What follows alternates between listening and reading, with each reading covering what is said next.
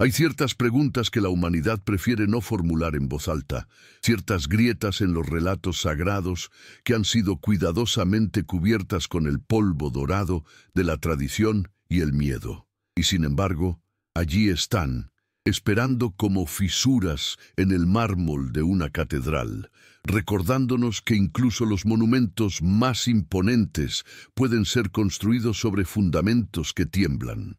¿Por qué la historia más importante del cristianismo, aquella que supuestamente ancla toda la fe occidental en un punto de encuentro entre lo divino y lo humano, presenta versiones tan contradictorias que parecen relatar eventos completamente distintos? No es extraño que los 4 evangelios, escritos para dar testimonio de la muerte y resurrección de Cristo, difieran entre sí en detalles tan esenciales que podríamos preguntarnos si sus autores presenciaron el mismo suceso o si cada uno construyó su propia versión de lo que debió haber ocurrido. Y aquí, en este preciso instante, mientras estas palabras fluyen hacia ti desde algún lugar del mundo digital, invito a cada uno de ustedes a que escriban en los comentarios desde qué país y ciudad están mirando. ¿Qué hora marca el reloj en ese rincón del planeta donde la duda acaba de despertar? Porque esta reflexión no conoce fronteras ni horarios. Esta búsqueda de la verdad es patrimonio de todos los que se atreven a cuestionar. Y si estas palabras resuenan en tu interior, comparte este video con alguien cercano, con ese amigo que también se pregunta sobre las verdades que nos fueron entregadas como incuestionables, y que reciba, junto con este gesto, las bendiciones que merecen quienes no temen mirar más allá del velo.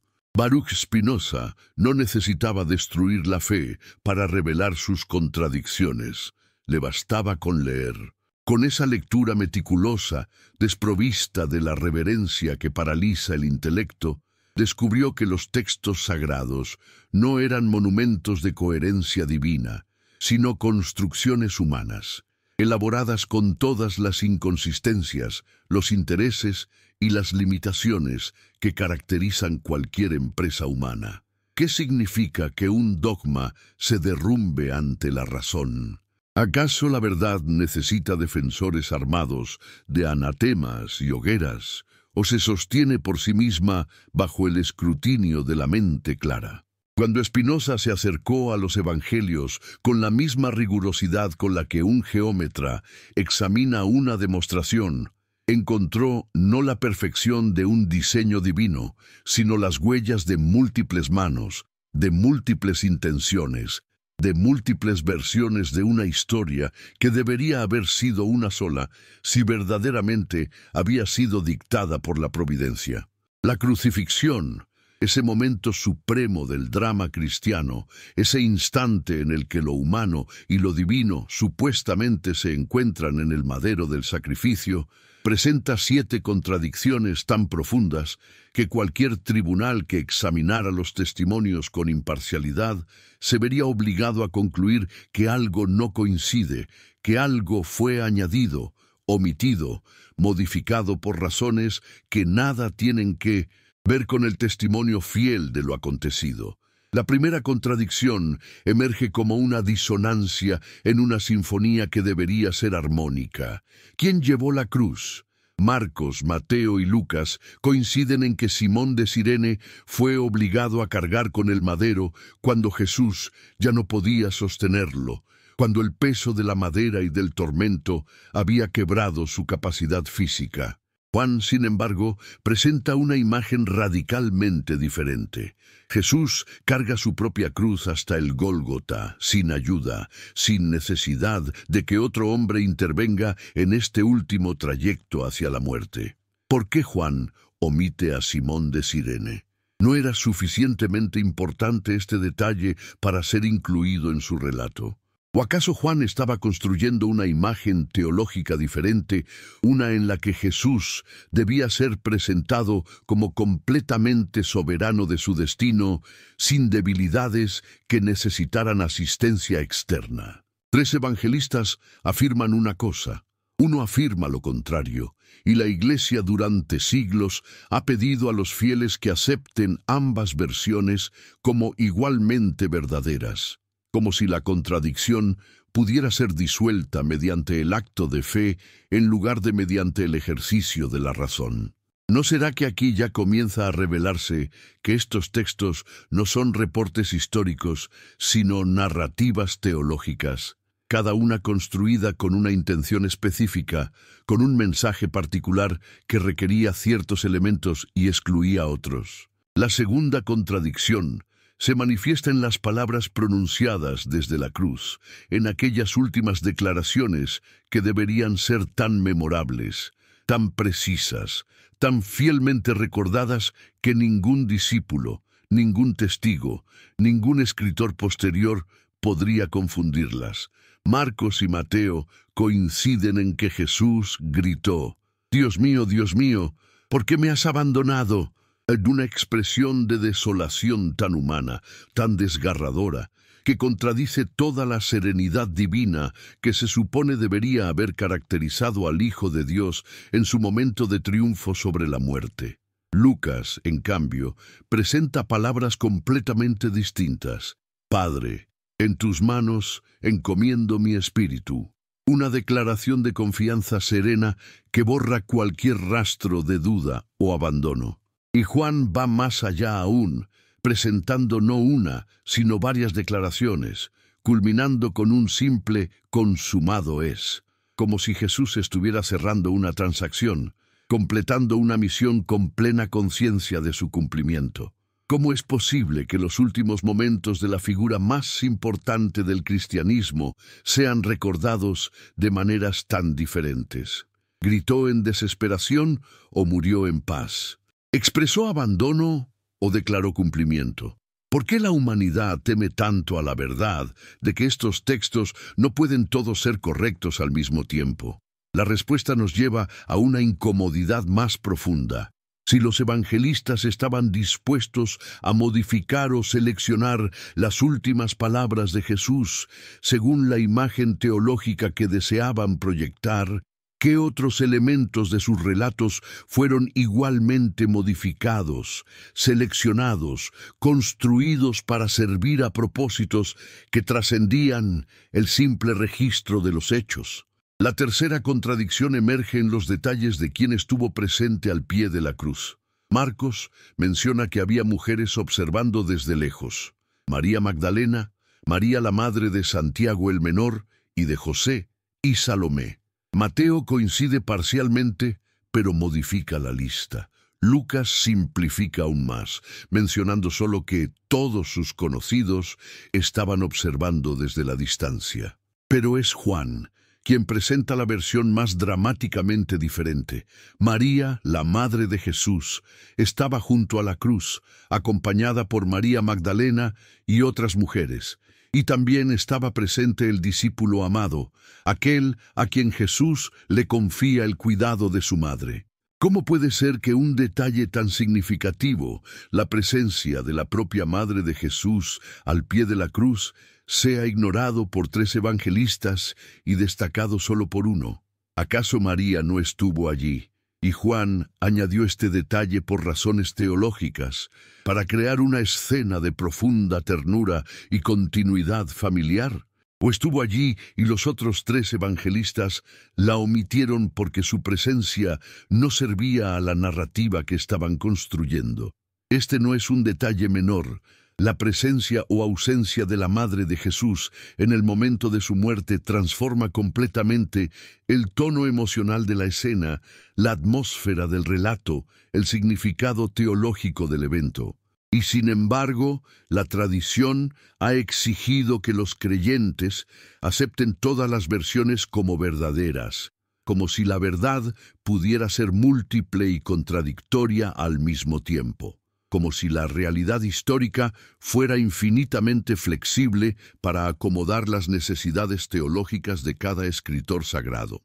Spinoza, observando estas contradicciones con la frialdad del filósofo que no teme a las consecuencias de su búsqueda, Comprendió algo que la institución eclesiástica había ocultado durante siglos mediante la intimidación y el dogma.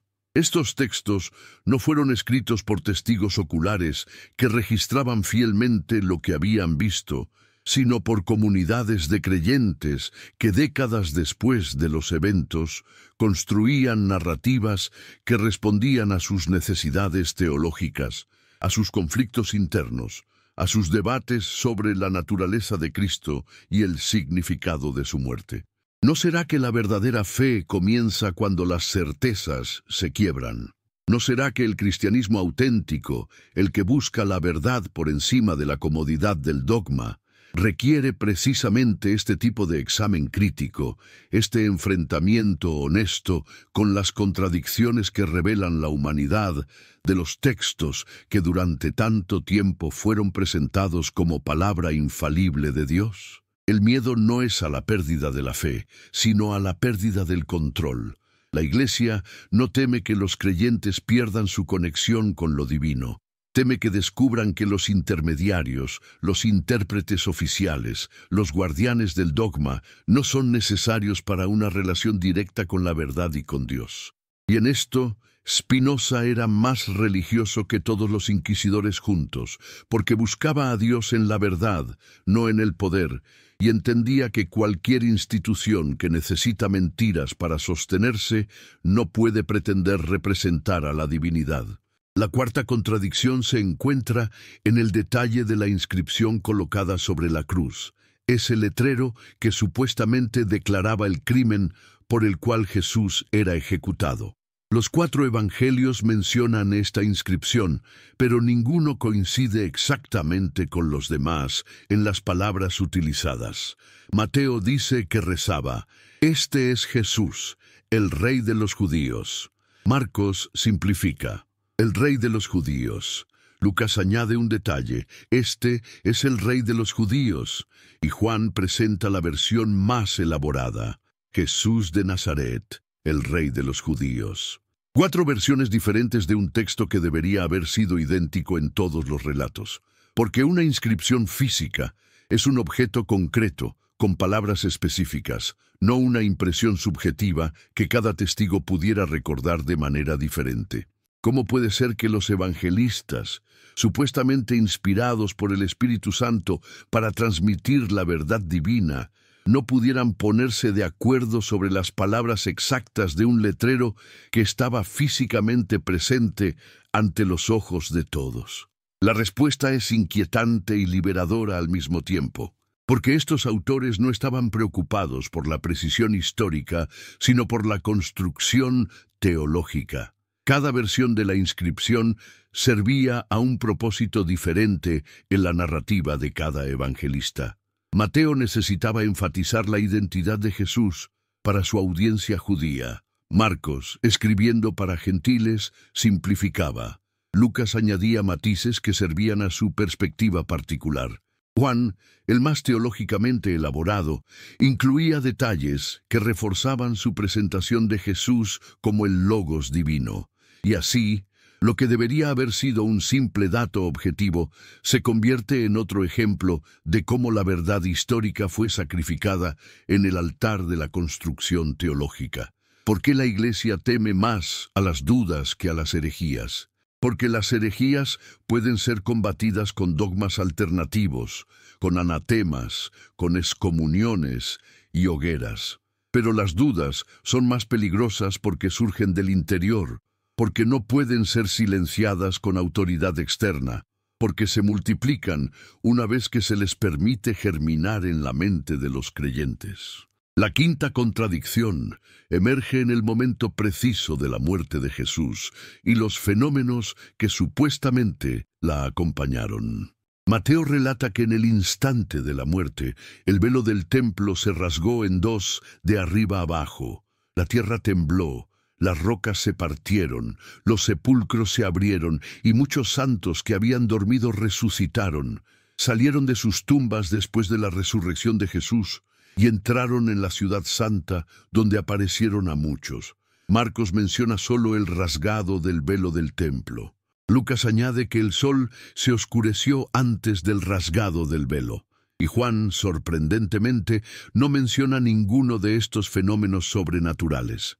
¿Cómo puede ser que un evento tan extraordinario como la resurrección de múltiples santos, su entrada en Jerusalén y sus apariciones a muchas personas sea mencionado solo por Mateo e ignorado por los otros 3 evangelistas? ¿Acaso no era este un suceso tan notable, tan público, tan verificable, que todos los escritores deberían haberlo incluido en sus relatos? ¿O será que Mateo, escribiendo para una audiencia específica y con objetivos teológicos particulares, añadió estos elementos para crear un cuadro apocalíptico que reforzara su mensaje sobre la naturaleza cósmica de la muerte de Cristo? La omisión de estos detalles por los otros evangelistas no es un simple olvido. Es evidencia de que cada autor estaba construyendo su propia versión de los eventos, seleccionando, añadiendo y omitiendo según las necesidades de su narrativa. Spinoza entendió que la fe verdadera no puede construirse sobre la negación de las contradicciones evidentes. La fe que exige cerrar los ojos ante la evidencia, que demanda la suspensión de la razón como precio de entrada al reino de Dios, no es fe sino superstición, no es confianza en lo divino sino sometimiento a la autoridad humana que se arroga el derecho de interpretar lo divino. ¿Qué significa realmente creer? ¿Creer es aceptar como verdadero aquello que contradice a la razón o es buscar una verdad más profunda que trasciende las inconsistencias de los relatos humanos? Spinoza no destruyó la fe al señalar estas contradicciones, la purificó. Mostró que Dios, si es infinito e inmutable, no puede ser contenido en textos que se contradicen entre sí, que Dios no puede ser reducido a las palabras imperfectas de hombres que escribieron décadas después de los eventos, influenciados por sus propias perspectivas, sus propias agendas, sus propias limitaciones. Y al hacer esto, Spinoza liberó a Dios de la prisión de las Escrituras, devolvió lo divino a su lugar propio, la naturaleza, la razón, la sustancia infinita que no necesita intermediarios ni intérpretes oficiales para revelarse a quien tenga ojos para ver y mente para comprender. La sexta contradicción se manifiesta en el relato de lo que sucedió inmediatamente después de la muerte de Jesús. Mateo narra que cuando el centurión y los que estaban con él custodiando a Jesús vieron el terremoto y todo lo que había sucedido, tuvieron gran temor y dijeron: verdaderamente este era Hijo de Dios. Marcos coincide en que el centurión dijo estas palabras, pero omite la mención del terremoto y simplifica el contexto. Lucas presenta una versión significativamente diferente. El centurión glorificó a Dios diciendo: verdaderamente este hombre era justo, no hijo de Dios, sino simplemente un hombre justo. Esta no es una diferencia semántica menor. Declarar que alguien es hijo de Dios es hacer una afirmación teológica radical sobre su naturaleza divina. Declarar que alguien es justo es reconocer su rectitud moral, pero sin implicaciones sobre su divinidad. ¿Por qué Lucas cambia las palabras del centurión? ¿Acaso el centurión dijo ambas cosas y cada evangelista seleccionó la parte que mejor servía a su narrativa? ¿O diferentes evangelistas pusieron diferentes palabras en boca del centurión según la imagen de Jesús que deseaban proyectar? Y Juan, una vez más, omite completamente este detalle, como si la reacción del centurión no tuviera ninguna relevancia para su relato. Estos no son errores de memoria ni variaciones insignificantes de estilo. Son diferencias sustanciales que revelan que cada evangelista estaba construyendo una narrativa teológica específica, no registrando hechos históricos con precisión. ¿No es acaso revelador que las contradicciones más profundas aparezcan precisamente en los momentos más significativos del relato? Los detalles periféricos tienden a coincidir más entre los evangelios, pero los momentos cruciales, aquellos que cargan el peso teológico más pesado, son precisamente los que presentan las mayores divergencias. Esto no es coincidencia, es evidencia de que en esos momentos los evangelistas sentían mayor libertad o mayor necesidad de construir sus narrativas según sus objetivos teológicos, en lugar de adherirse estrictamente a una tradición histórica compartida. La séptima contradicción emerge en el relato del entierro de Jesús, y específicamente en quién solicitó el cuerpo y cómo fue preparado para la sepultura. Los 4 evangelios mencionan a José de Arimatea como quien solicitó el cuerpo a Pilato, pero difieren en detalles significativos. Juan añade que Nicodemo acompañó a José y que trajeron una mezcla de mirra y áloe, como 100 libras, y envolvieron el cuerpo de Jesús con lienzos con especias aromáticas, según la costumbre judía de sepultura. Los sinópticos no mencionan a Nicodemo en absoluto en este contexto, y según Marcos y Lucas, las mujeres observaron dónde fue puesto el cuerpo y luego prepararon especias y ungüentos para ungirlo después del sábado, lo que implica que el cuerpo no fue preparado adecuadamente en el momento del entierro. Si Juan tiene razón y el cuerpo fue embalsamado con 100 libras de especias según la costumbre judía, ¿por qué las mujeres necesitarían llevar más especias después del sábado? ¿Acaso Juan inventó la presencia de Nicodemo y las especias para crear una imagen de un entierro digno y apropiado? ¿O los sinópticos omitieron estos detalles porque necesitaban que las mujeres tuvieran una razón para ir a la tumba el domingo por la mañana, estableciendo así el escenario para el descubrimiento de la tumba vacía? Cada una de estas contradicciones, examinada individualmente, podría ser explicada, racionalizada, defendida mediante elaboradas construcciones teológicas que buscan reconciliar lo irreconciliable, pero tomadas en conjunto, presentan un patrón innegable. Los evangelios no son reportes históricos coherentes de eventos presenciados, sino narrativas teológicas construidas por comunidades de fe que buscaban transmitir significados específicos sobre la identidad y la misión de Jesús. Spinoza no fue el primero en notar estas contradicciones, pero fue uno de los primeros en tener el coraje de señalarlas públicamente y extraer las consecuencias lógicas de su existencia. Y la consecuencia más importante es esta. Si los textos sagrados contienen contradicciones tan evidentes en asuntos tan fundamentales, entonces no pueden ser tratados como infalibles registros divinos, sino como lo que realmente son, documentos humanos, valiosos por sus ideas teológicas y morales, pero no inmunes al error, la contradicción y la manipulación. ¿Pero acaso señalar estas contradicciones es destruir la fe o es purificarla? ¿Es posible una fe más profunda, más auténtica, que no dependa de la negación de la razón, sino que la incorpore como herramienta para acercarse a la verdad? Spinoza creía que sí, que la verdadera religiosidad no consiste en aceptar dogmas irracionales, sino en vivir éticamente, en amar a Dios mediante el conocimiento de la naturaleza, en reconocer que lo divino se manifiesta en el orden racional del cosmos y no en los relatos contradictorios de textos antiguos. La fe que emerge de este reconocimiento no es más débil que la fe dogmática. Es más fuerte porque está fundada en la verdad y no en el miedo, en la comprensión y no en la obediencia ciega. Y es precisamente esta fe la que las instituciones religiosas han temido durante siglos, porque una fe que no depende de la autoridad eclesiástica, que no necesita intermediarios entre el individuo y Dios, que no puede ser controlada mediante la amenaza de castigos eternos o la promesa de recompensas celestiales, es una fe que libera al ser humano de las cadenas del poder religioso organizado.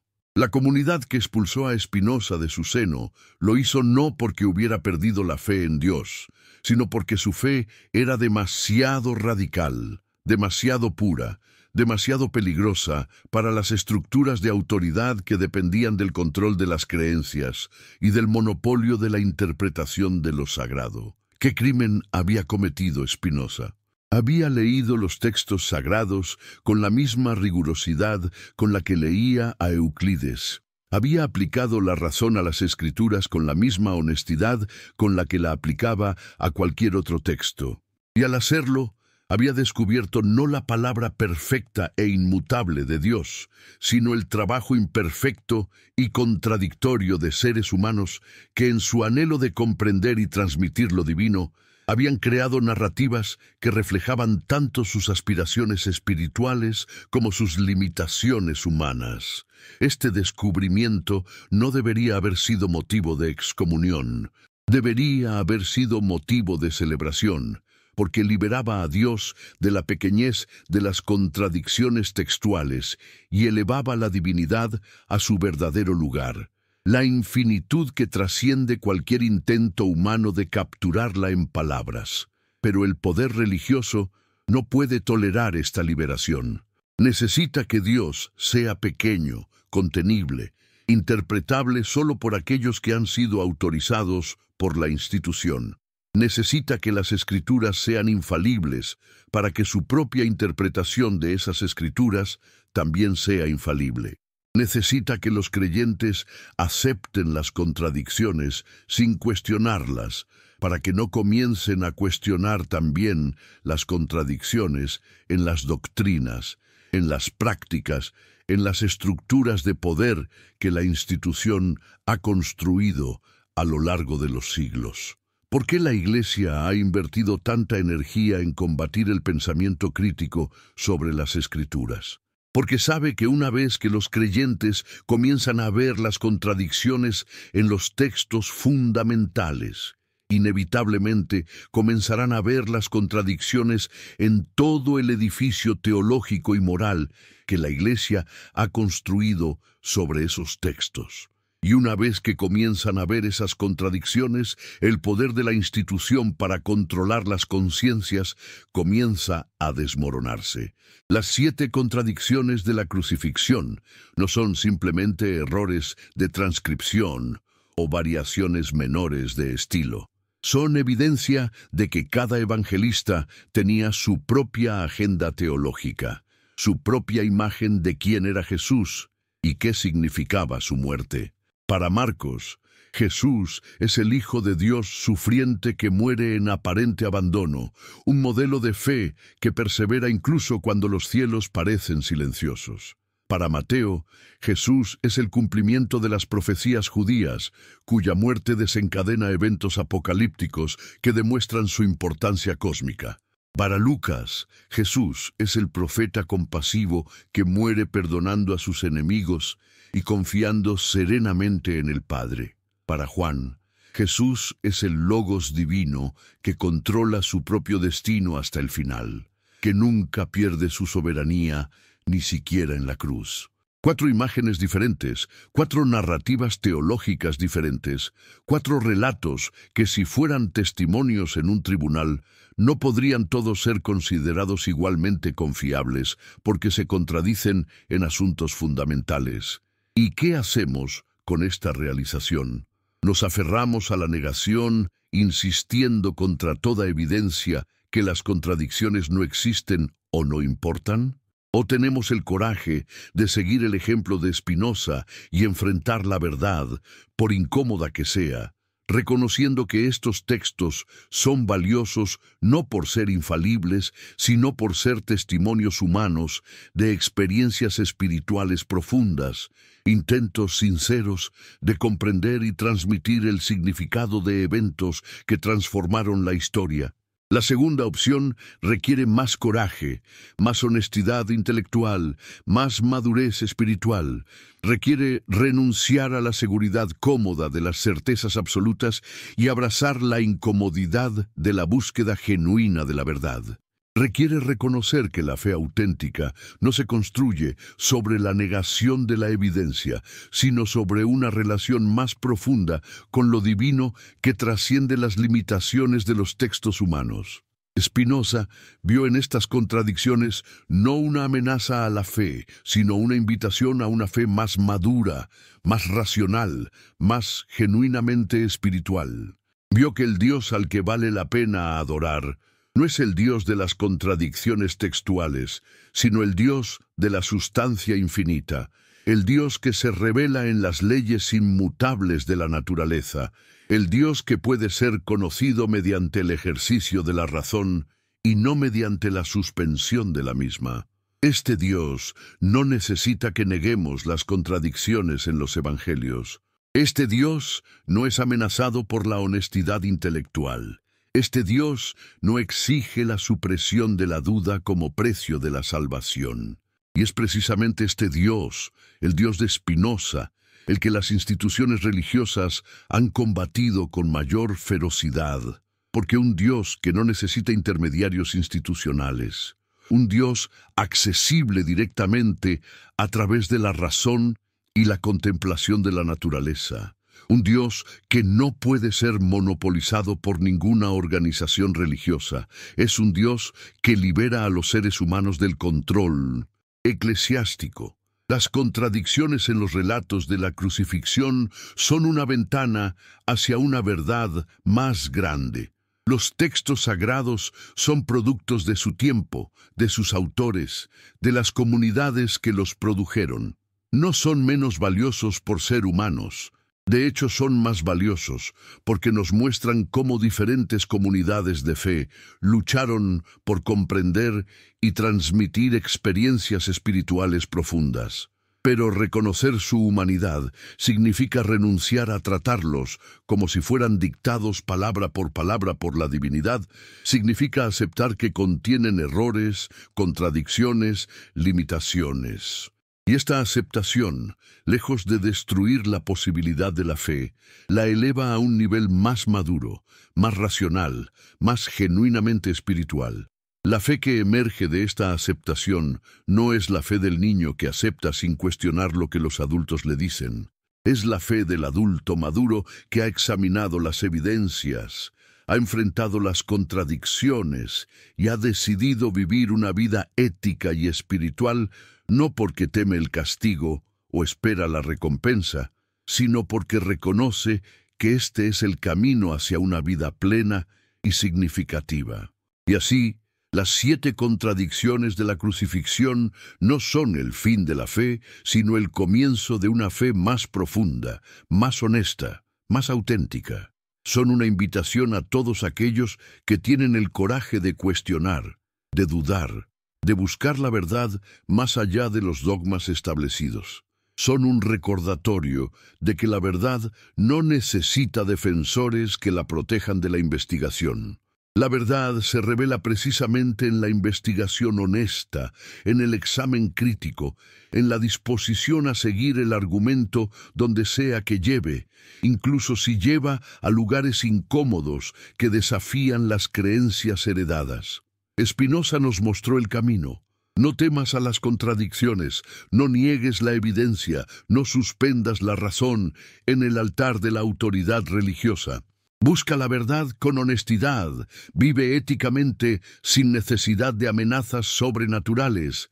Ama a Dios mediante el conocimiento de la naturaleza y la práctica de la justicia. Esta es la religión verdadera, la única que merece el nombre de fe racional. La única que puede sobrevivir al escrutinio de la razón sin necesidad de recurrir al miedo o la superstición para mantenerse en pie. La segunda parte de esta reflexión nos lleva más profundamente al conflicto entre fe y razón, ese abismo que la religión institucional ha intentado mantener infranqueable mediante el simple expediente de declarar que la razón no tiene jurisdicción sobre las verdades de la fe. Pero ¿quién estableció esta separación y con qué autoridad? ¿No será que esta separación es precisamente el mecanismo mediante el cual las instituciones religiosas protegen sus doctrinas del escrutinio crítico, declarando fuera de los límites de la razón precisamente aquellas afirmaciones que no podrían sobrevivir a un examen racional? Spinoza, ese hereje luminoso cuyo crimen fue aplicar el mismo rigor intelectual a las Escrituras que a cualquier otro texto, comprendió que esta separación entre fe y razón no es un principio divino sino una estrategia humana de protección institucional.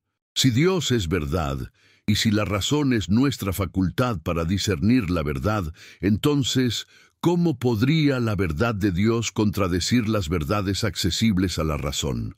La idea misma de que debemos suspender nuestra capacidad de razonamiento para acceder a verdades religiosas es sospechosa, porque sugiere que estas verdades no pueden sostenerse bajo el peso del análisis crítico.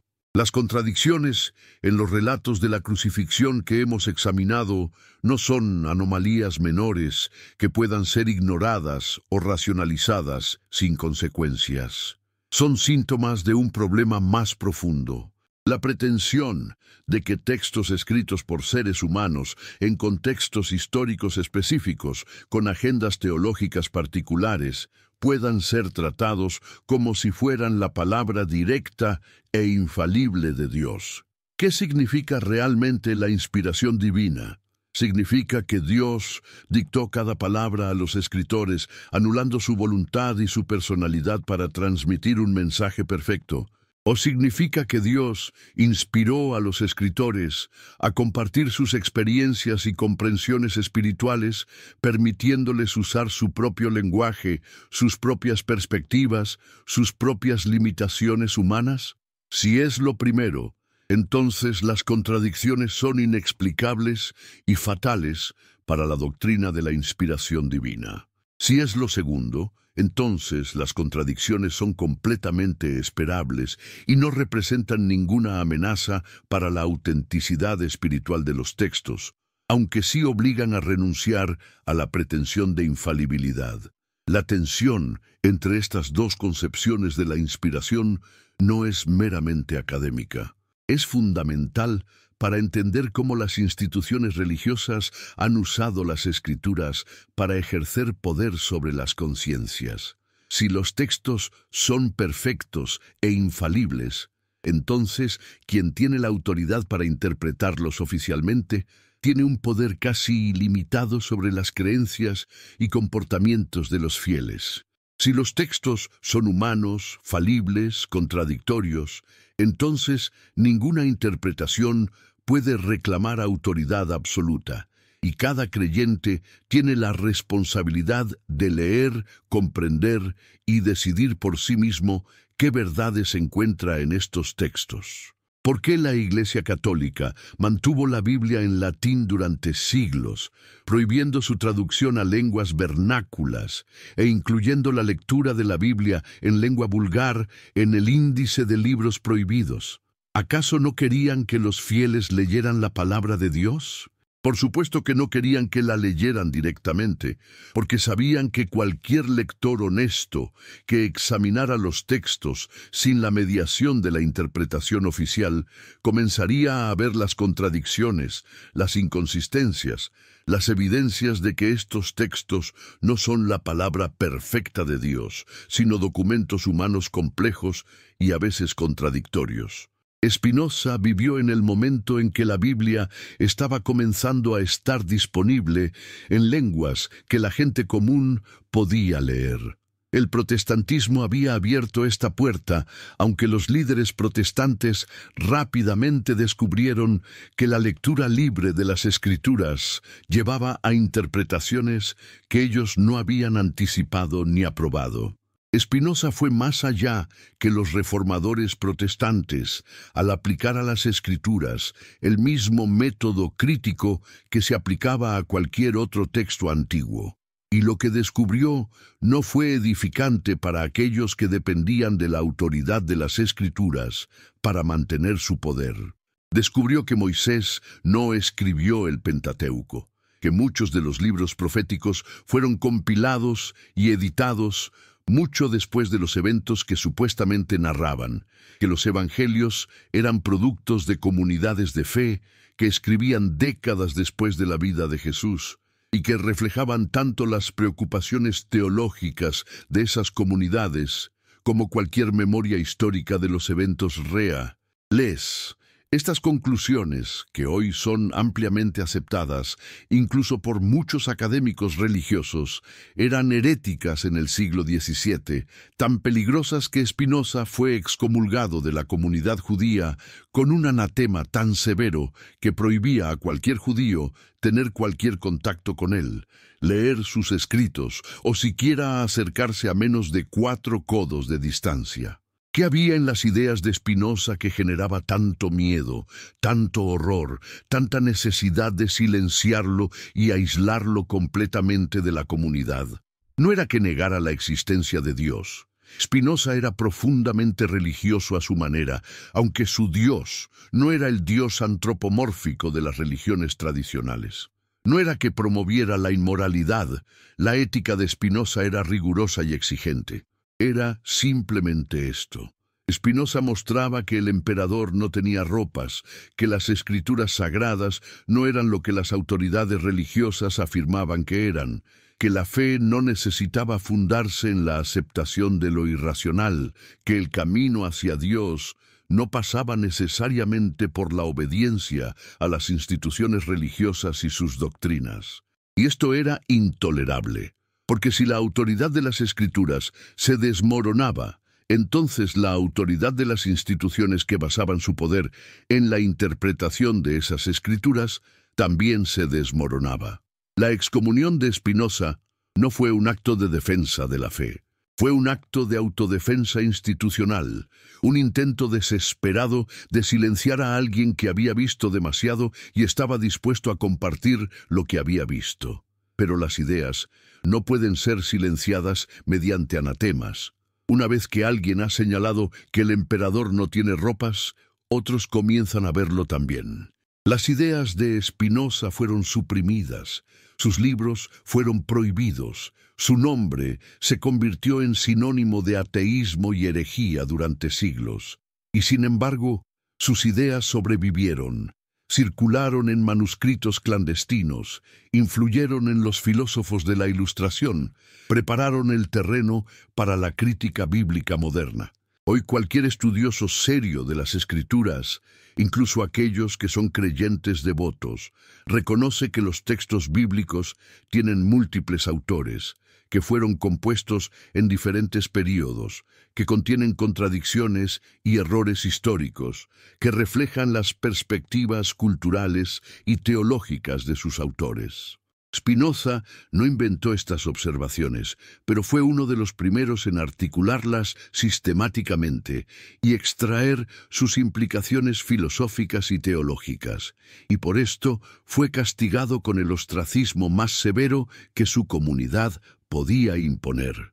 ¿No es paradójico que aquellos que afirman servir a la verdad castiguen a quienes la buscan honestamente? ¿No revela esto algo fundamental sobre la naturaleza del poder religioso institucionalizado? La verdad no necesita protección, se sostiene por sí misma bajo el peso de la evidencia y el análisis. Son las falsedades y las medias verdades las que necesitan protección, las que requieren autoridad externa para imponerlas, las que no pueden sobrevivir al libre intercambio de ideas y al examen crítico. Cuando una institución religiosa prohíbe el cuestionamiento, cuando declara que ciertas doctrinas están más allá del alcance de la razón, cuando castiga a aquellos que señalan contradicciones y problemas en los textos sagrados, está admitiendo implícitamente que sus doctrinas no pueden sobrevivir al escrutinio crítico. Una fe verdadera, una fe que está genuinamente fundada en la verdad, no tiene nada que temer del cuestionamiento más riguroso. Solo las falsedades necesitan protección mediante la prohibición del pensamiento crítico. Las 7 contradicciones de la crucifixión son una prueba de fuego para cualquier teoría de la inspiración divina de las Escrituras. Si Dios inspiró estos textos para transmitir verdades fundamentales sobre la vida, muerte y resurrección de Jesús, ¿por qué permitió que los autores produjeran relatos que se contradicen en puntos fundamentales? Algunas respuestas tradicionales intentan reconciliar estas contradicciones mediante elaboradas explicaciones que, examinadas de cerca, son más problemáticas que las contradicciones mismas. Se nos dice que cada evangelista enfatizaba aspectos diferentes de la verdad, que cada uno tenía una audiencia específica y adaptaba su mensaje a esa audiencia, que las diferencias son superficiales, mientras que la verdad fundamental permanece intacta. Pero ¿es esto realmente satisfactorio? ¿Son superficiales las diferencias entre Dios mío, ¿por qué me has abandonado? Y Padre, en tus manos encomiendo mi espíritu. ¿Es superficial la diferencia entre un Jesús que necesita ayuda para llevar su cruz y un Jesús que la lleva solo? ¿Es superficial la diferencia entre una muerte acompañada por fenómenos apocalípticos, incluyendo la resurrección de múltiples santos, y una muerte sin ninguno de estos fenómenos sobrenaturales? Estas no son diferencias de énfasis o perspectiva, son contradicciones sustanciales que sugieren que los evangelistas no estaban todos relatando el mismo evento, sino construyendo diferentes narrativas teológicas basadas en tradiciones que habían evolucionado de manera diferente en diferentes comunidades.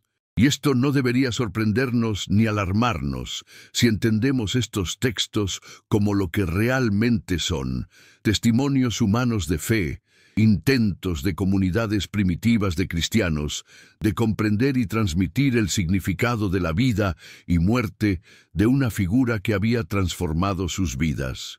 Estos textos son valiosos precisamente por su humanidad, por mostrarnos cómo diferentes personas y comunidades lucharon por comprender lo divino, por darle sentido a experiencias que desafiaban las categorías convencionales.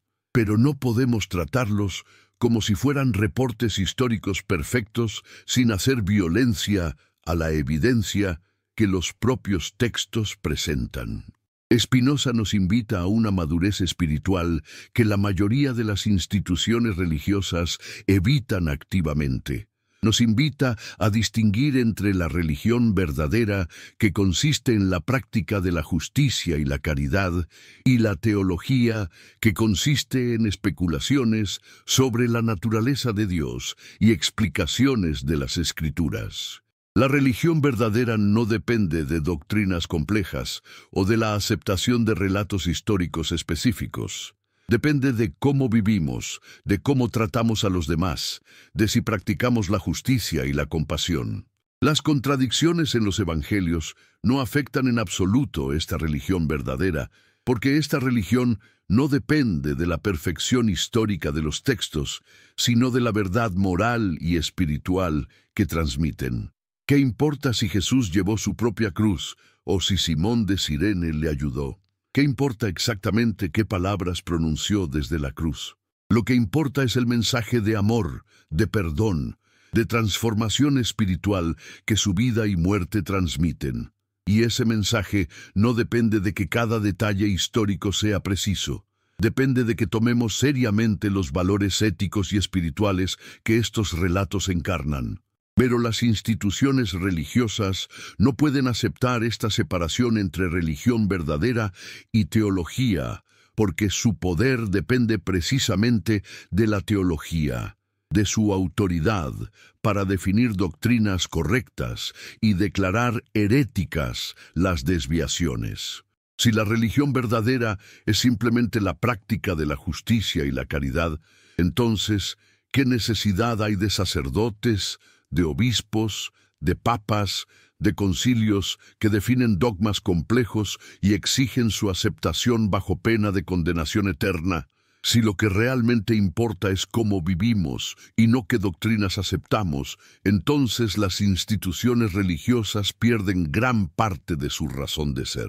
Por eso combaten tan ferozmente cualquier intento de distinguir entre lo esencial y lo accidental en la religión, insistiendo en que cada detalle doctrinal es igualmente importante, que la negación de cualquier doctrina oficial es equivalente a la negación de Dios mismo.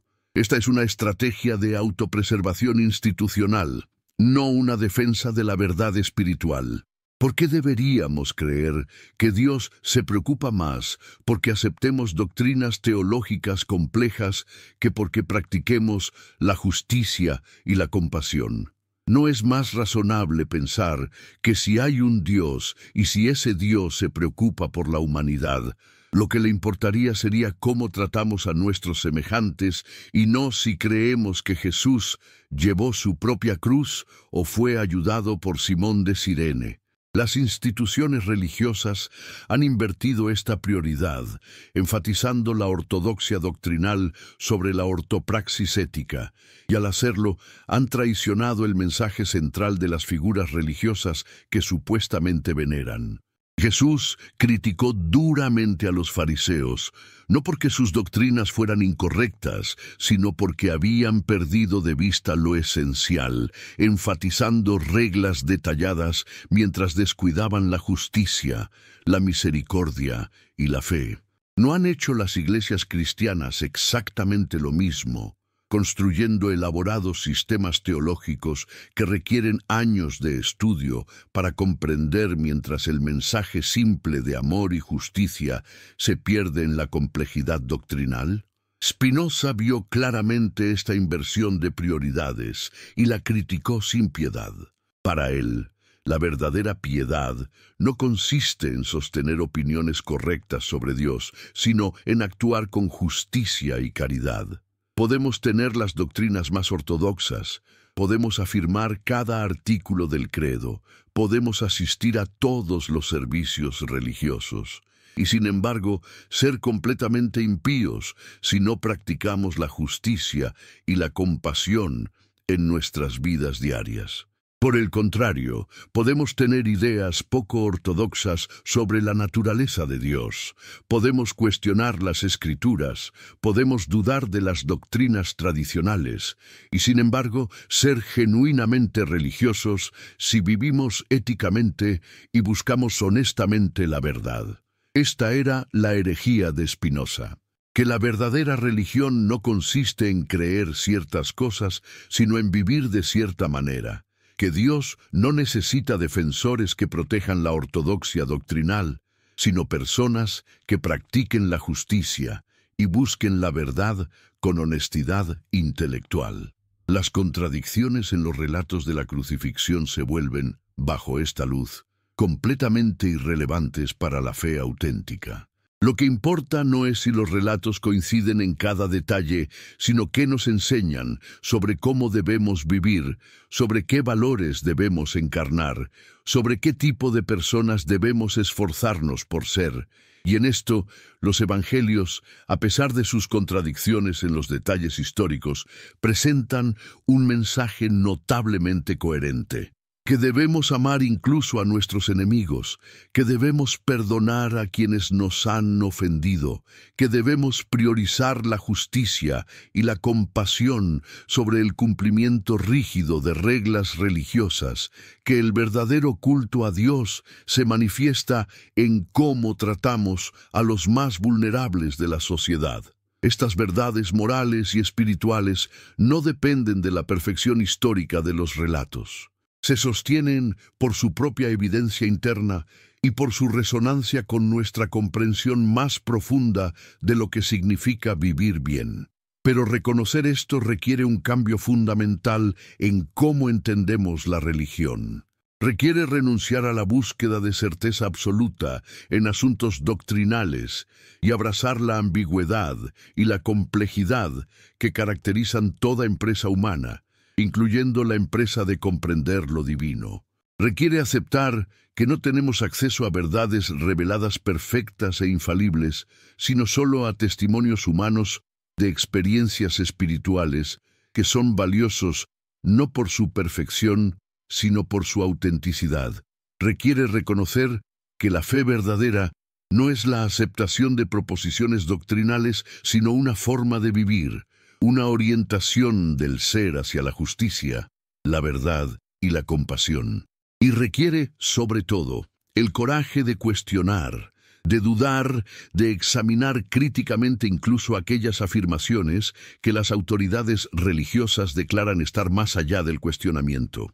Porque solo mediante este examen crítico podemos distinguir entre lo verdadero y lo falso, entre lo esencial y lo accidental, entre la religión auténtica y la superstición organizada. Spinoza pagó un precio terrible por su honestidad intelectual. Fue cortado de su comunidad, vivió en relativa pobreza puliendo lentes para ganarse la vida, sus libros fueron prohibidos, su nombre se convirtió en sinónimo de ateísmo y herejía. Y sin embargo, nunca cedió, nunca retractó sus ideas, nunca sacrificó su integridad intelectual en el altar de la conveniencia social o la seguridad económica. Vivió y murió como un hombre libre, libre de las cadenas del dogma, libre de la necesidad de aprobación de las autoridades religiosas, libre para buscar la verdad donde sea que lo llevara.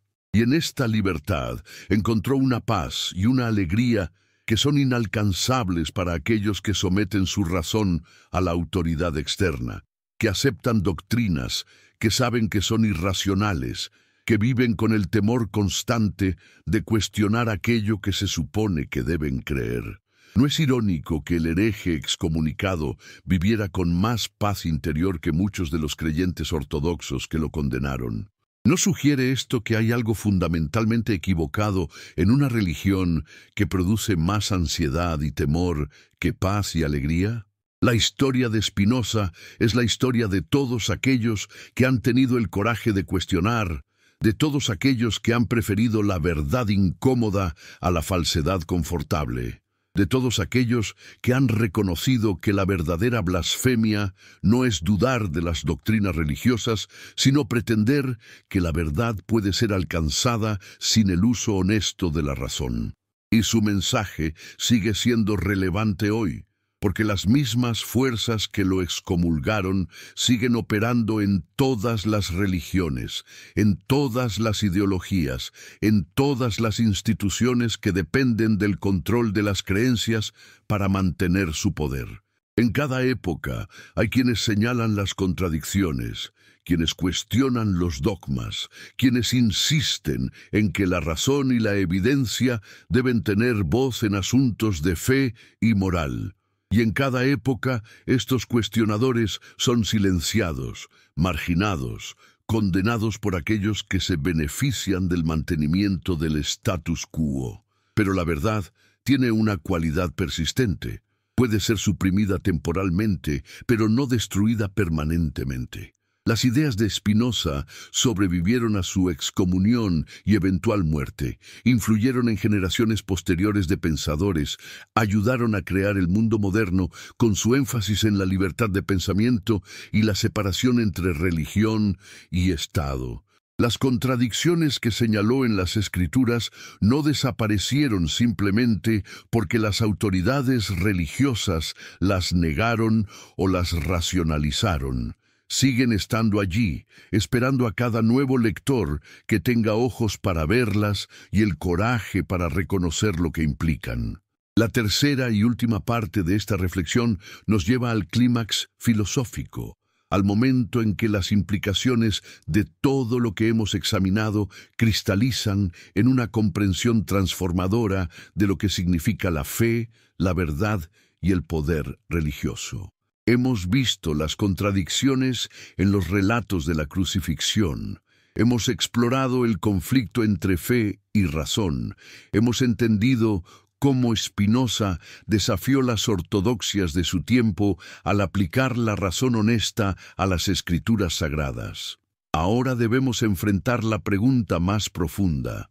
¿Qué significa todo esto para nosotros, para nuestra relación con la religión, para nuestra búsqueda de sentido y verdad en un mundo donde las certezas tradicionales se han vuelto cada vez más problemáticas? La verdad fundamental que emerge de nuestro examen es esta. No podemos tener conocimiento perfecto e infalible de lo divino mediante textos escritos por seres humanos. Esto no es una tragedia, sino una liberación. Significa que no estamos obligados a contorsionar nuestra razón para acomodar contradicciones evidentes, que no debemos pretender que lo irracional es racional simplemente porque ha sido declarado sagrado, que no necesitamos sacrificar nuestra integridad intelectual en el altar de la ortodoxia religiosa. Pero si renunciamos a la pretensión de tener acceso a verdades reveladas perfectas, ¿qué nos queda? Nos hundimos en el relativismo absoluto, donde cualquier creencia es tan válida como cualquier otra. ¿Perdemos todo fundamento para la moralidad y el significado?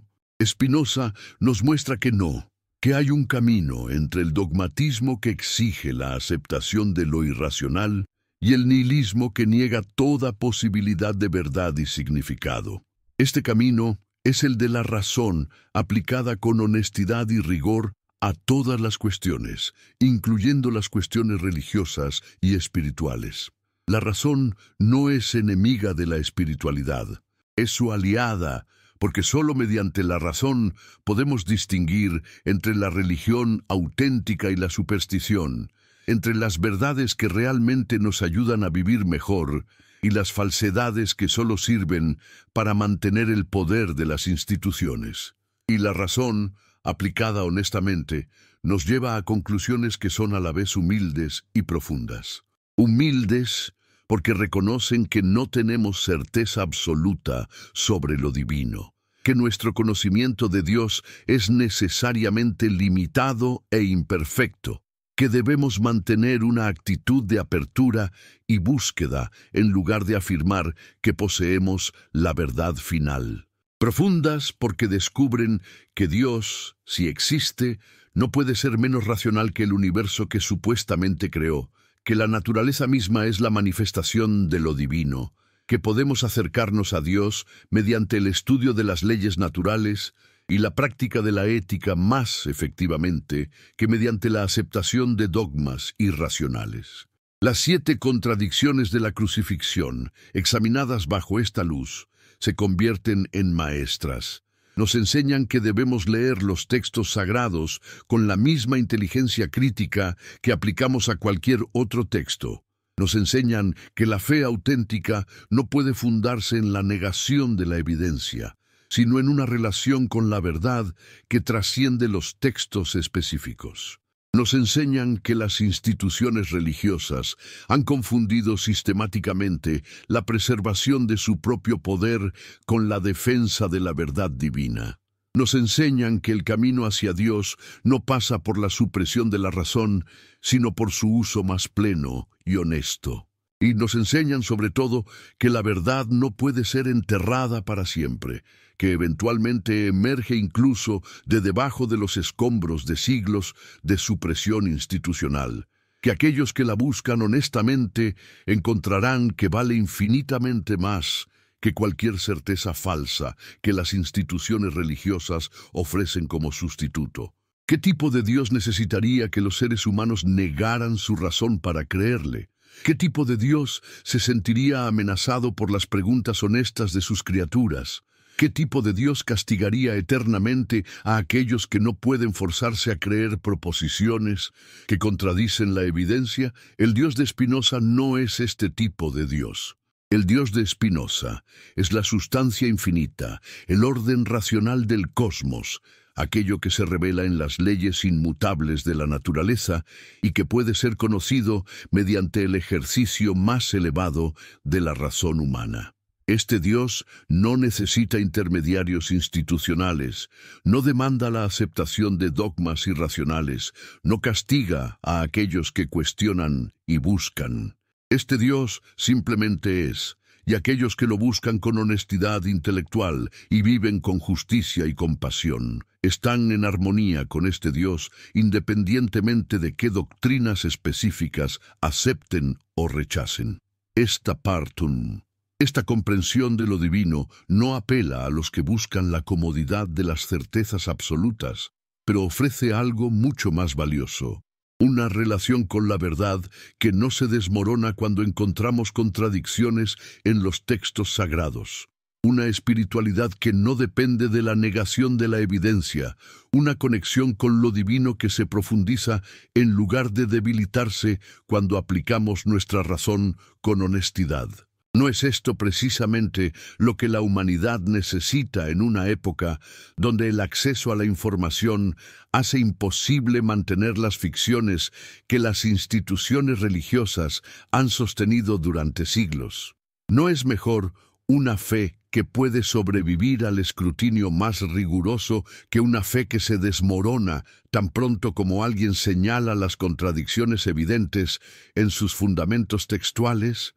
El poder de las instituciones religiosas ha dependido históricamente de su capacidad para controlar el acceso a la información y la interpretación de los textos sagrados.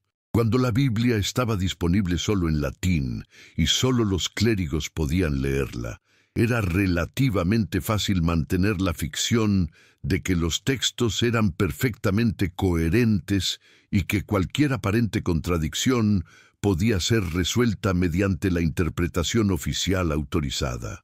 Pero una vez que la Biblia fue traducida a lenguas vernáculas y la gente común pudo leerla por sí misma, comenzó a surgir un problema. Los lectores honestos comenzaron a notar las contradicciones, las inconsistencias, las evidencias de que estos textos no eran lo que las autoridades religiosas afirmaban que eran. La respuesta de las instituciones fue doble. Por un lado, intentaron suprimir la lectura libre de las Escrituras, prohibiendo traducciones no autorizadas y persiguiendo a aquellos que cuestionaban la interpretación oficial. Por otro lado, desarrollaron elaboradas explicaciones teológicas diseñadas para reconciliar lo irreconciliable, para convencer a los fieles de que las contradicciones evidentes no eran realmente contradicciones, sino diferentes perspectivas sobre la misma verdad.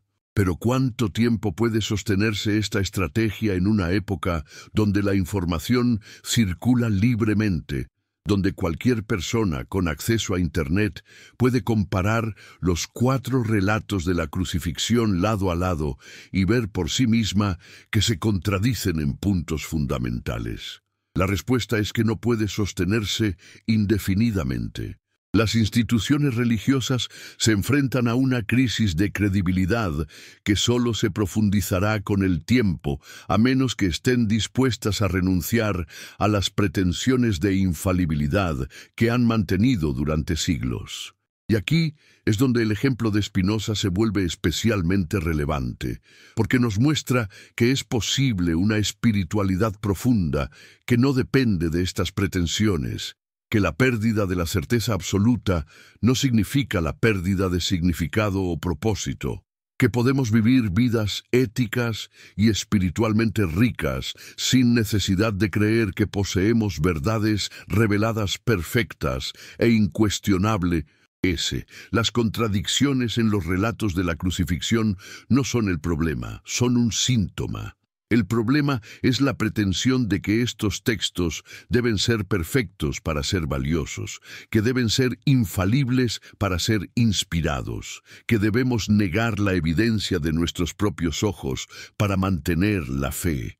Esta pretensión es insostenible y ha causado un daño incalculable, alejando de la religión a innumerables personas honestas que simplemente no pueden forzarse a creer lo que contradice la razón y la evidencia. ¿Cuántas personas han perdido su fe, no porque hayan encontrado que las enseñanzas éticas del cristianismo sean deficientes, sino simplemente porque no pueden aceptar las contradicciones y las irracionalidades que se les pide que crean? ¿Y de quién es la culpa? ¿De estas personas por ser demasiado racionales o de las instituciones religiosas por insistir en que la fe requiere la suspensión de la razón? Spinoza diría que la culpa es enteramente de las instituciones religiosas. Han confundido la religión verdadera, que consiste en la práctica de la justicia y la caridad, con la teología, que consiste en afirmaciones sobre la naturaleza de Dios y explicaciones de las Escrituras. Han hecho que la salvación dependa de la aceptación de doctrinas específicas en lugar de depender de cómo vivimos. Han convertido la religión en un sistema de control, en lugar de un camino hacia la libertad espiritual. Y en el proceso, han traicionado el mensaje central de las figuras religiosas que veneran, figuras que consistentemente enfatizaron la práctica ética sobre la ortodoxia doctrinal, que criticaron a los líderes religiosos de su época por enfatizar las reglas sobre la compasión, que enseñaron que Dios se preocupa más por cómo tratamos a los demás que por qué creencias sostenemos. ¿No es irónico que las instituciones que se llaman cristianas hayan invertido las prioridades de Cristo, convirtiendo la ortodoxia doctrinal en el criterio fundamental de la fe, cuando Cristo mismo enseñó que seríamos juzgados por cómo tratamos a los hambrientos, los sedientos, los extranjeros, los desnudos, los enfermos y los prisioneros? La crisis de las instituciones religiosas en el mundo moderno no es causada por un exceso de secularismo o materialismo, como a menudo afirman. Es causada por su propia insistencia en mantener pretensiones insostenibles, su negativa a reconocer las contradicciones evidentes en sus textos fundamentales, su demanda de que los creyentes suspendan su razón como precio de entrada a la comunidad de fe. Las personas están abandonando las religiones institucionales no porque hayan perdido el hambre de significado espiritual, sino porque las instituciones ofrecen respuestas que insultan la inteligencia de cualquiera que piense críticamente. Y la tragedia es que al aferrarse a estas pretensiones insostenibles, las instituciones religiosas están alejando a las personas precisamente de aquellas verdades espirituales y éticas que los textos sagrados contienen. Verdades que no dependen de la perfección histórica de los relatos y que podrían ser valiosas incluso para aquellos que reconocen las limitaciones humanas de estos textos. ¿Qué pasaría si las instituciones religiosas adoptaran la honestidad de Spinoza? ¿Qué pasaría si reconocieran abiertamente que los textos sagrados contienen contradicciones, que fueron escritos por seres humanos con todas las limitaciones que esto implica, que no podemos afirmar tener conocimiento perfecto de lo divino? ¿Colapsarían las religiones? ¿O podrían transformarse en algo más auténtico, más honesto, más genuinamente espiritual? La evidencia sugiere lo segundo. Hay comunidades religiosas que han adoptado precisamente este enfoque, que leen las Escrituras críticamente mientras aún encuentran en ellas sabiduría espiritual y ética, que reconocen las limitaciones humanas de los textos sin renunciar a su valor religioso. Estas comunidades tienden a ser más vibrantes, más intelectualmente honestas, más atractivas para personas educadas que las comunidades que insisten en interpretaciones literalistas que requieren la negación de la evidencia. Pero representan una minoría dentro del paisaje religioso, y las instituciones más grandes y poderosas se resisten ferozmente a este tipo de honestidad porque temen, correctamente, que socavaría su autoridad sobre las creencias y comportamientos de los fieles. El conflicto entre Spinoza y las autoridades religiosas de su época es el mismo conflicto que continúa hoy entre aquellos que buscan la verdad honestamente y aquellos que priorizan el mantenimiento del poder institucional. Y este conflicto no se resolverá mediante compromisos o mediante intentos de reconciliar lo irreconciliable. Se resolverá solo cuando suficientes personas tengan el coraje de seguir el ejemplo de Spinoza, de leer los textos sagrados con honestidad crítica, de reconocer las contradicciones por lo que son, de distinguir entre religión auténtica y superstición institucionalizada, de buscar a Dios mediante la razón y la práctica ética en lugar de mediante la aceptación ciega de dogmas. Este no es un camino fácil, Spinoza pagó un precio terrible por su honestidad, y aquellos que siguen caminos similares hoy también enfrentan costos: rechazo de sus comunidades religiosas, pérdida de relaciones con familiares y amigos que no pueden aceptar sus cuestionamientos, la incomodidad de vivir sin las certezas absolutas que las religiones tradicionales ofrecen. Pero los que toman este camino descubren algo que aquellos que permanecen en la comodidad del dogma nunca conocen: la libertad intelectual y espiritual que viene de vivir en la verdad, de no tener que negar lo que evidentemente es cierto, de poder usar plenamente las capacidades racionales, que son quizás el don más grande de la naturaleza o de Dios a la humanidad. Las 7 contradicciones de la crucifixión son una puerta. Del otro lado de esa puerta está una comprensión completamente diferente de lo que significa la religión, la fe, la espiritualidad. Es una puerta que las instituciones religiosas han intentado mantener cerrada y oculta durante siglos, porque saben que una vez que las personas la cruzan, nunca pueden regresar completamente a la comodidad del dogma no examinado.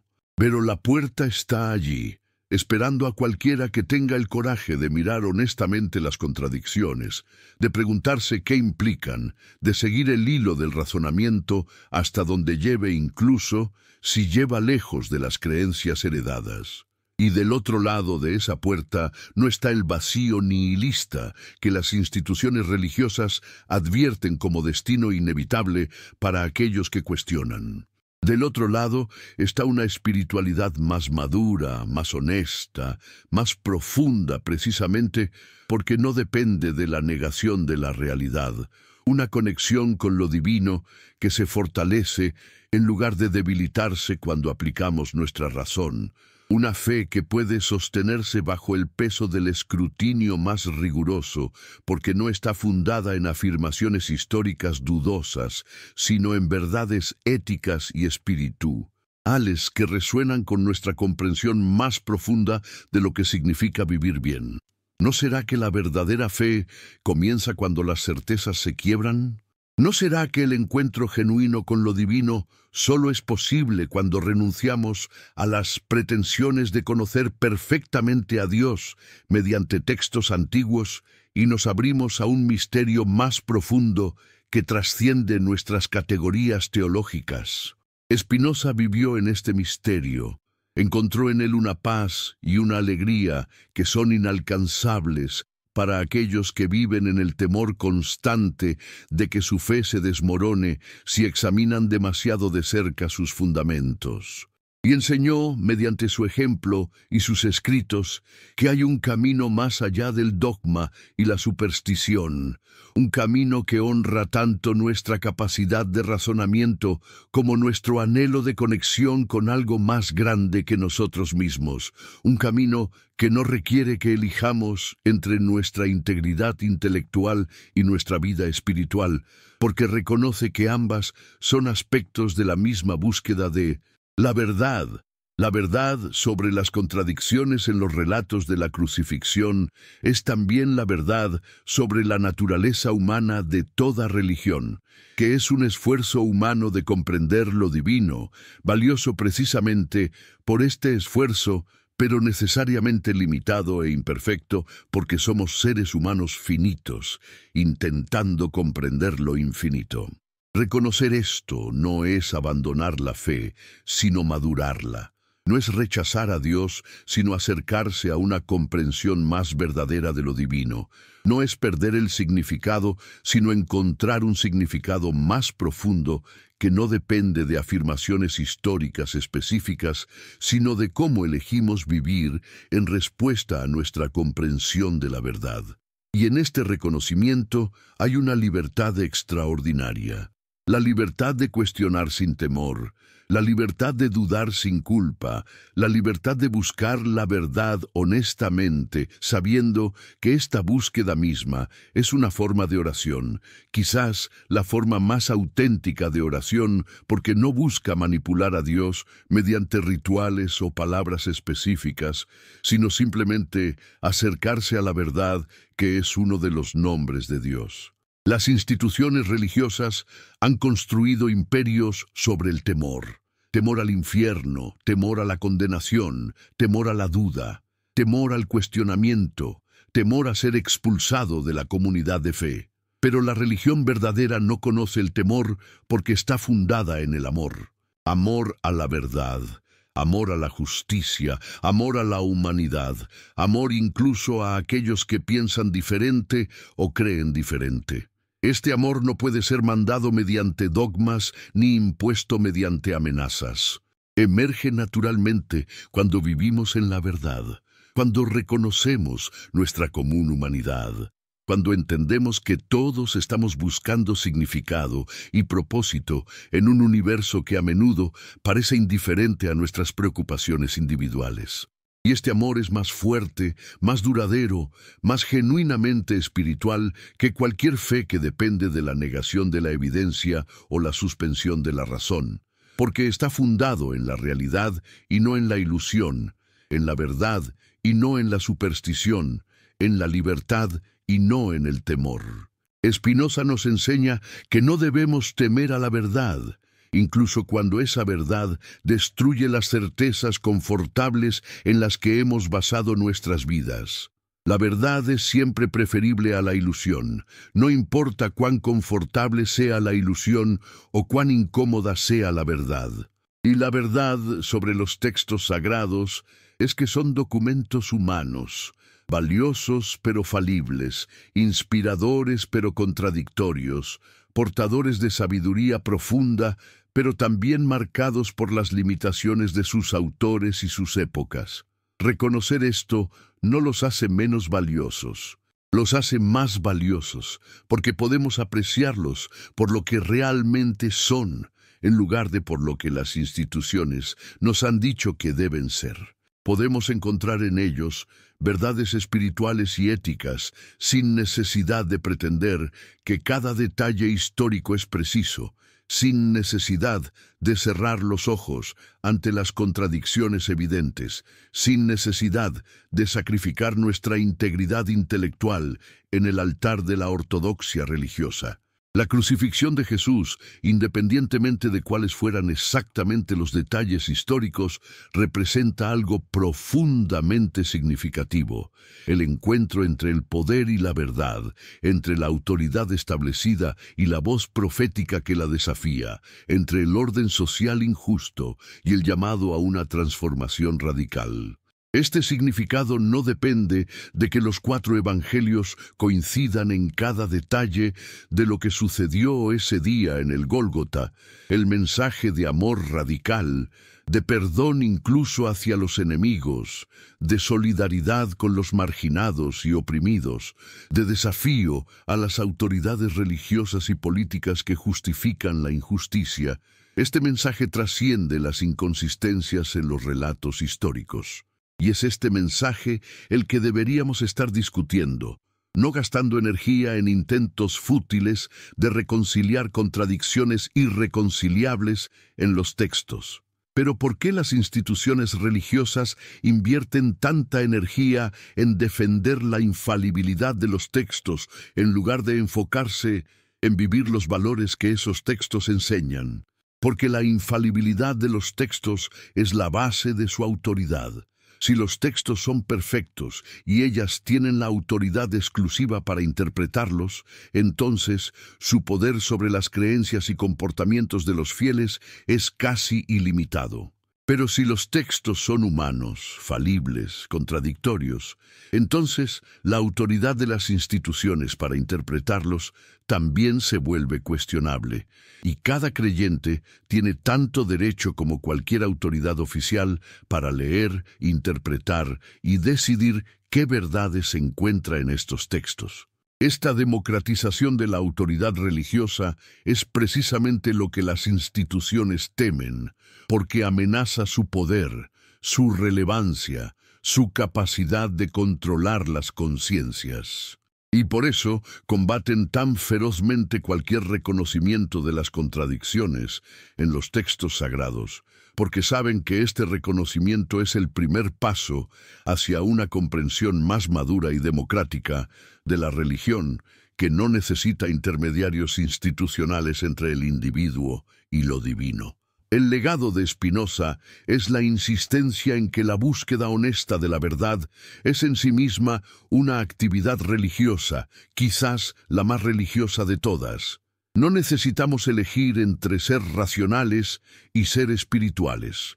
De hecho, la verdadera espiritualidad requiere el uso más pleno de nuestra razón, porque solo mediante la razón podemos distinguir entre verdad y falsedad, entre sabiduría genuina y superstición disfrazada de religión, entre el Dios verdadero que se revela en el orden racional del universo y los ídolos fabricados por instituciones humanas para servir a sus propios propósitos. Esta es una verdad liberadora pero también exigente, porque nos hace responsables de nuestra propia búsqueda espiritual. Nos quita la comodidad de simplemente aceptar lo que las autoridades nos dicen. Nos obliga a pensar por nosotros mismos y a vivir con las incertidumbres que inevitablemente acompañan cualquier búsqueda honesta de la verdad.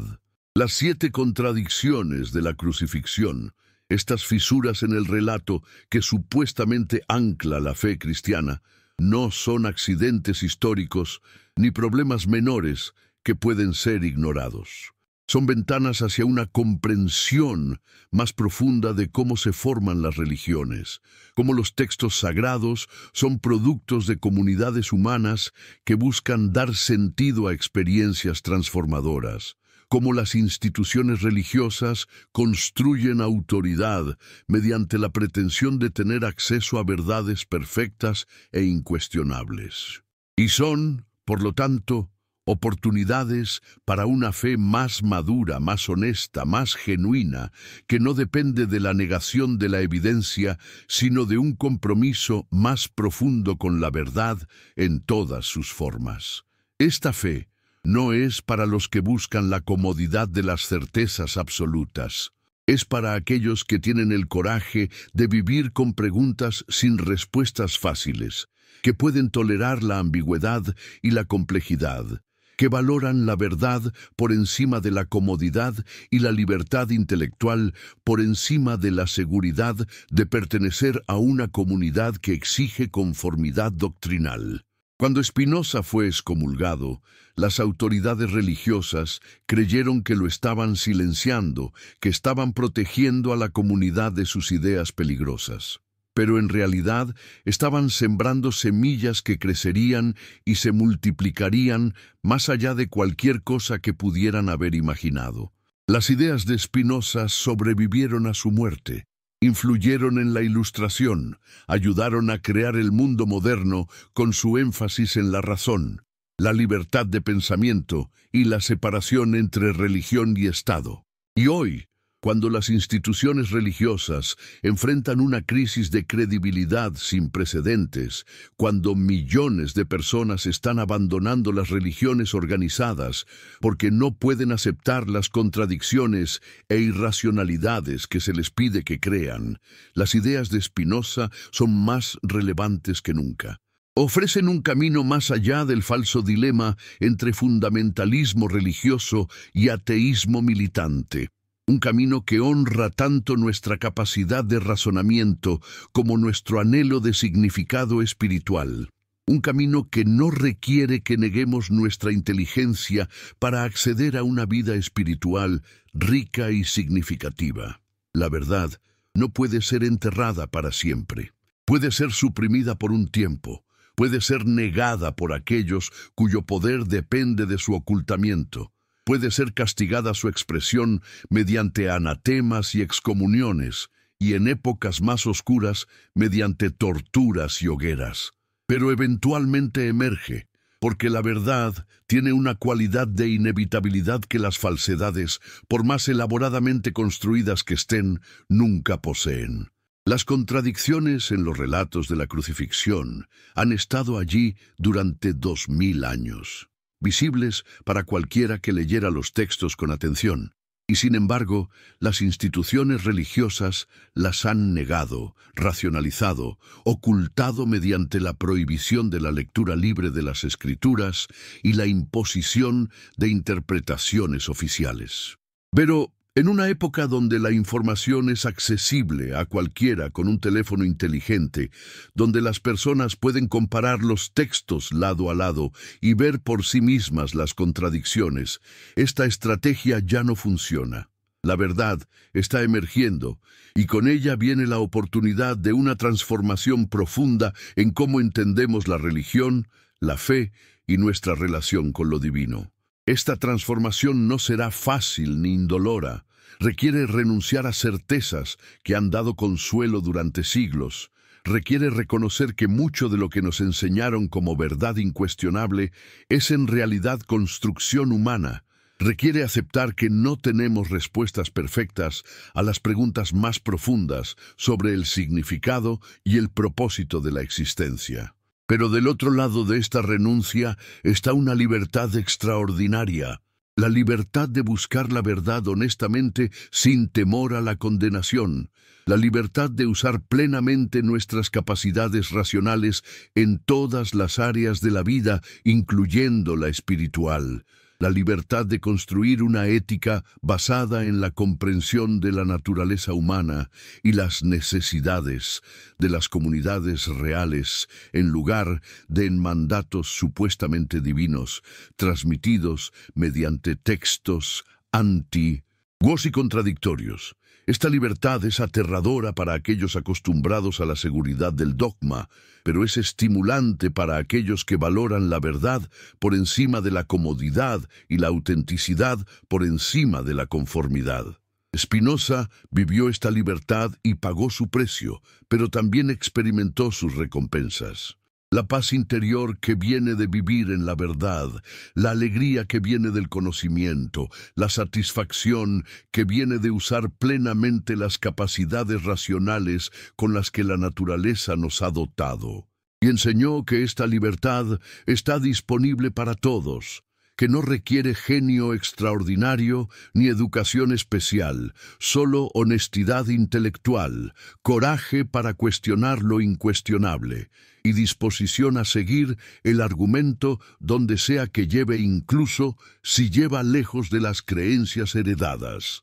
Esta es la herejía radical de Spinoza, que la verdad es accesible a todos mediante el uso honesto de la razón, que no necesitamos intermediarios institucionales para conectarnos con lo divino, que la religión verdadera consiste en vivir éticamente y buscar la verdad, y no en aceptar doctrinas específicas impuestas por autoridades religiosas. Las 7 contradicciones de la crucifixión permanecen allí en los textos, esperando a cada nueva generación de lectores, invitando a aquellos que tienen ojos para ver y coraje para reconocer lo que implican. No son el fin de la fe, sino una invitación a una fe más madura, más honesta, más profunda. No son una amenaza a la espiritualidad, sino una puerta hacia una espiritualidad más auténtica que no depende de la negación de la realidad. No son evidencia de que debemos abandonar la búsqueda de significado, sino recordatorios de que esta búsqueda debe ser guiada por la honestidad intelectual y no por la conformidad a dogmas establecidos. Y en este sentido, son un regalo, porque nos liberan de la necesidad de contorsionar nuestra razón para acomodar lo irracional, nos permiten buscar la verdad con integridad, nos invitan a una relación con lo divino que se profundiza en lugar de debilitarse cuando aplicamos nuestra inteligencia crítica a las cuestiones religiosas.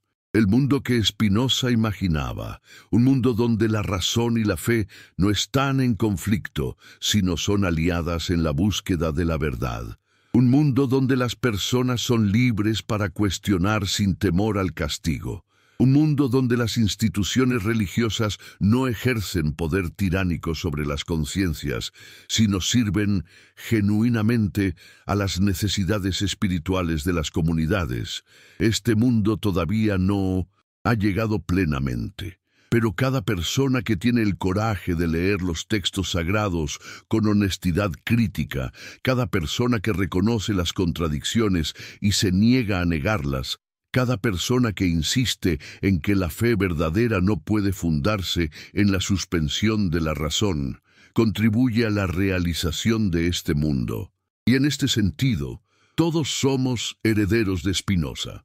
Todos somos parte de la larga lucha entre la verdad y el poder, entre la honestidad intelectual y la autoridad institucional, entre la luz de la razón y la oscuridad de la superstición. ¿De qué lado estaremos en esta lucha? ¿Defenderemos la verdad incómoda o buscaremos refugio en la falsedad confortable? ¿Tendremos el coraje de cuestionar o cederemos a la presión de conformarnos? ¿Usaremos plenamente nuestras capacidades racionales o las suprimiremos por temor a donde puedan llevarnos? Estas son las preguntas que cada generación debe responder, y la respuesta que demos determinará no solo nuestro propio destino espiritual, sino el destino de las comunidades y sociedades en las que vivimos. La verdad espera paciente pero persistente, y aquellos que la buscan honestamente siempre la encontrarán, porque la verdad es más fuerte que cualquier mentira, más duradera que cualquier institución construida sobre fundamentos falsos, más poderosa que cualquier anatema lanzado por autoridades que temen su revelación.